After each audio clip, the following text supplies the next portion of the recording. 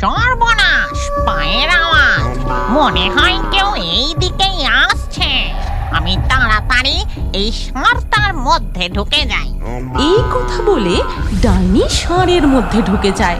কই গো, আজ তোমার ফিরতে এত দেরি হলো কেন? দেখো দেখো, গাছের নিচে জানো, আজ সকালবেলা হঠাৎ এই গরু দুটো এসেছে।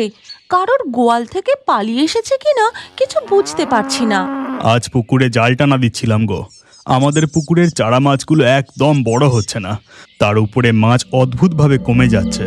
এইভাবে চলতে থাকলে পথে বসতে হবে গিন্নি। হ্যাঁ গো, গরুগুলো কাদের? দেখে তো একটি গাই গরু আর একটি ষাঁড় মনে হচ্ছে। এদের তাড়াওনি কেন? আমি তাড়ানোর চেষ্টা করলাম, কিছুতেই গেল না। আর খুব ডাকাডাকি করছে দেখে আমি সবজির খোলা আর ভাতের ফ্যান খেতে দিলাম। নিমেষে খেয়ে নিল। এই হলো এক জ্বালা। একে নিজেদেরই ঠিক করে খাবার জোটে না, তার উপরে এসে জুটলো দুটো আস্ত গরু। চলো দেখি, আমার খুব জোর খিদে পেয়েছে, খেতে দেবে চলো এখন।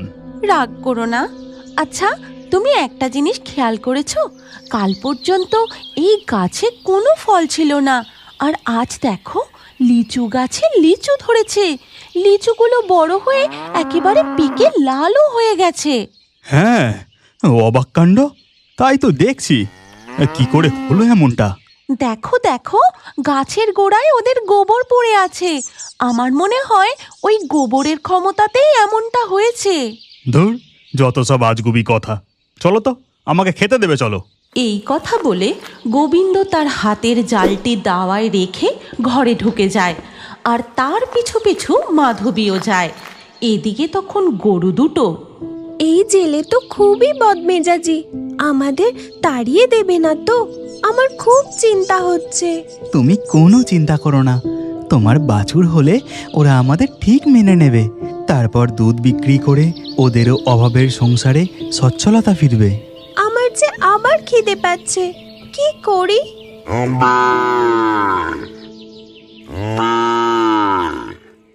ওহো, শান্তিতে একটু খেতে বসলাম, আর এই গরুটা মা মা করে ডেকেই চলেছে। কান একেবারে ঝালাফালা করে দিল।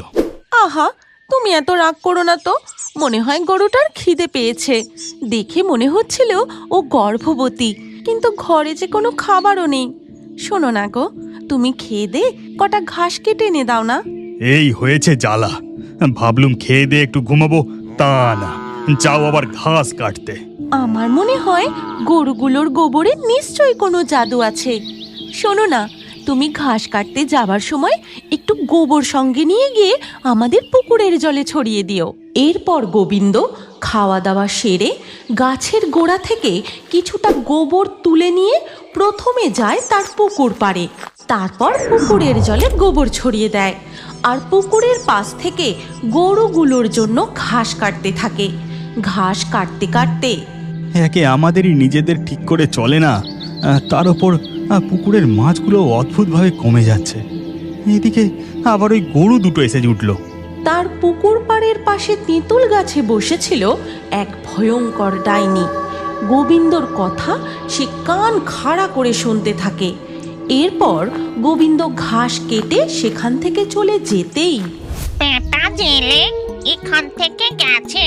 এবার রোজের মতো আমি ওর পুকুরে হাত ডুবিয়ে মাছগুলো ধরে ধরে খাই। এই বলে ডাইনি যেই না হাত বাড়িয়ে